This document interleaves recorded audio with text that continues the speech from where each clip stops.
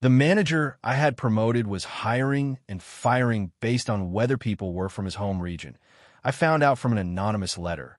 What I found when I started verifying was a pattern I had created the conditions for. There are professional discoveries that do not only reveal what someone else did, that reveals something about the conditions you created or failed to create, that do not make you responsible for another person's harm, but that do make you part of the story of how that harm was possible. That was the hardest thing to process. Not what Felipe had done, but what I had not done that had created the space where Felipe could do it. My name is Sophia. I am 41 years old. I am the Human Resources Director of a financial services company with 380 employees and 12 years in the market. Felipe was 44 years old. He was the manager of the risk analysis area. He had been with the company for 6 years and 2 in that management role. I had promoted him. I had watched him grow as a professional for 4 years before the promotion. I had considered him the type of leader the company needed in that area. What I had not evaluated with enough depth was his way of building teams. That was the blind spot the anonymous letter illuminated. The letter arrived in a sealed envelope deposited in the physical mailbox I maintained outside my office for confidential communications. It was a white envelope with no return address. Inside were 2 handwritten pages in handwriting I did not recognize. The letter described a pattern. That in the last 18 months, all hires in the risk analysis area had been people originally from the same northern state of the country. That 2 employees who were not from that region had been fired for reasons the letter described as pretexts. That an employee who had applied for an internal promotion in that area had been passed over despite having the best performance evaluations in the area. That the undeclared criterion was whether or not the person was from the same state as Felipe. The letter included dates, names, file numbers, the kind of detail that does not come from someone who is making things up. I did not act immediately on the letter. The first thing I did was determine whether the information was verifiable. I searched the system for records of hires in the risk analysis area in the last 18 months. The letter had mentioned 7 hires. All 7 were in the system. I searched the place of birth of each person hired. In Mexico, the voter ID includes the entity of birth. In the hiring process, we collect a copy of the voter ID. Of the 7 hired in the last 18 months, 6 were from the same northern state. 1 was from Mexico City, but had grown up in that state according to the personal data form all employees filled out upon joining. I looked up the 2 firings mentioned in the letter. Both were documented as terminations for poor performance. I reviewed the performance files of both people. Both had had satisfactory evaluations until 3 months before their departure. The notes from the last 3 months showed poor performance observations that in both cases were vaguer than the usual language of our evaluation systems. I searched for who had signed those notes. Felipe. I searched for the internal promotion process mentioned in the letter. I found the file. The candidate the letter described as the most qualified did indeed have the best performance evaluations in the area. The process had resulted in the promotion of another candidate.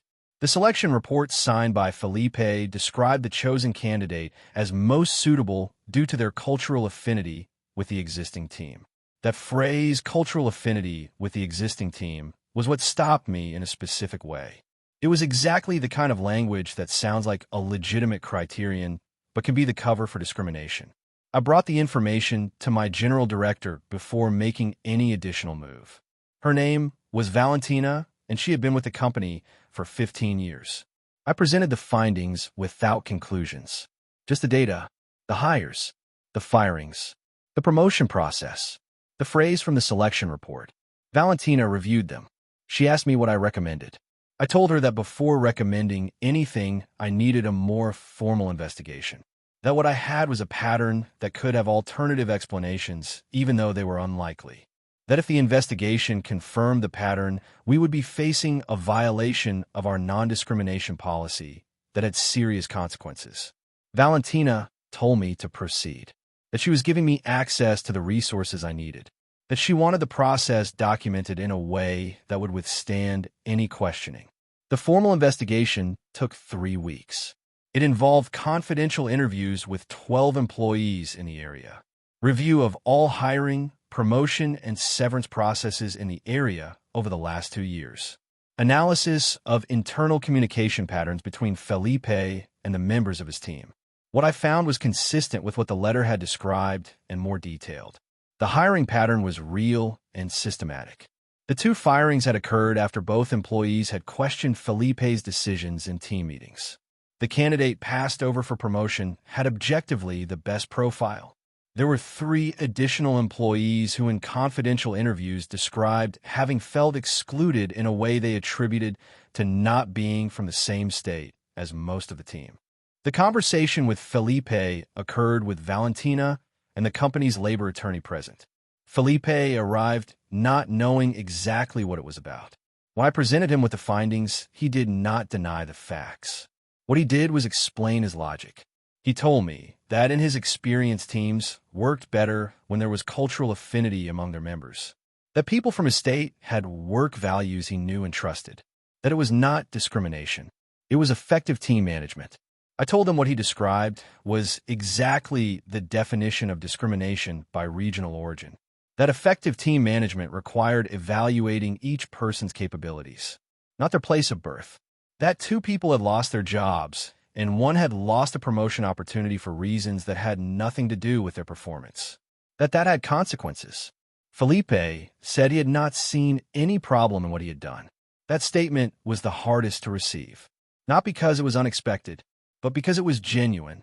Felipe had genuinely not seen the problem, and that said something about the process I had used to promote him that I needed to review. Felipe was removed from management, not from the company immediately.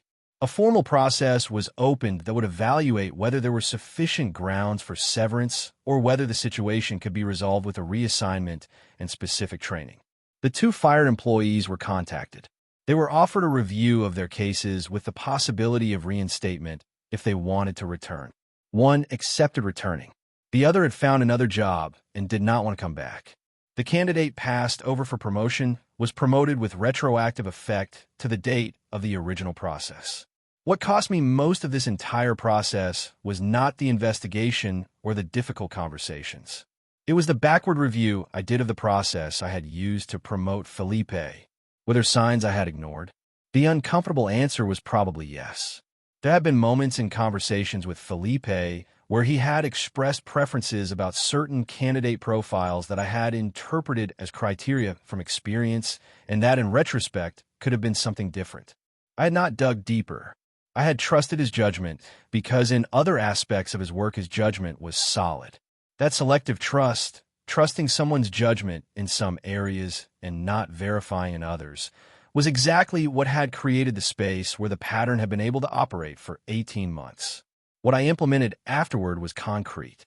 Blind review of resumes in selection processes where geographic origin data is removed before reaching the evaluating manager. Mandatory participation of at least 2 evaluators in any hiring, promotion, or severance decision. Biannual audit of hiring patterns by area analyzing diversity of geographic origin, gender, and age. Mandatory unconscious bias training for all managers and directors. An accessible reporting channel with explicit protection for whoever reports. That last point mattered especially because the person who had sent the anonymous letter had not felt they could report with their name. There was also information about the culture I had or had not built. What I want to take from this story has parts for people in different positions. For those in human resources or management positions, biases in people decisions are not always evident in a single decision. They reveal themselves in the pattern of accumulated decisions over time. The only way to detect those patterns is to have audit systems that look at the accumulation, not just the individual decision. One hire from the same state as the manager can be coincidence. 7 in a row is not. For those who work under managers with hiring authority and feel there is a pattern that does not correspond to merit, reporting channels exist for this. If no channel feels safe, the problem is not with whoever observes the pattern. It is with the organization that has not built that channel. And for everyone, trust in the people we choose for leadership roles has to include verification of how they exercise that leadership. Not only whether they produce the technical results we expect, also how they build their teams, how they make decisions about people, how they create or destroy opportunities for those who work with them. Those things are not visible in production numbers. They are visible in patterns. If we look at them, if this story impacted you, comment. Have you ever observed a pattern of favoritism in hiring or promotions in your work environment? And if so, did you report it or prefer not to get involved? Like if you believe periodic audits of hiring patterns should be standard practice in any company regardless of size. Subscribe for more real stories. Share with someone who is in a management or human resources position and who might benefit from reviewing their own selection processes. Practical tip: if you are in a supervisory or human resources position, do a simple analysis of hiring and severance patterns by area once a year. Group the decisions from the last 12 months and look for concentrations of geographic origin, gender, age, or any other characteristic that should not be a selection criterion. That analysis takes 2 hours and can reveal patterns that no individual decision makes visible.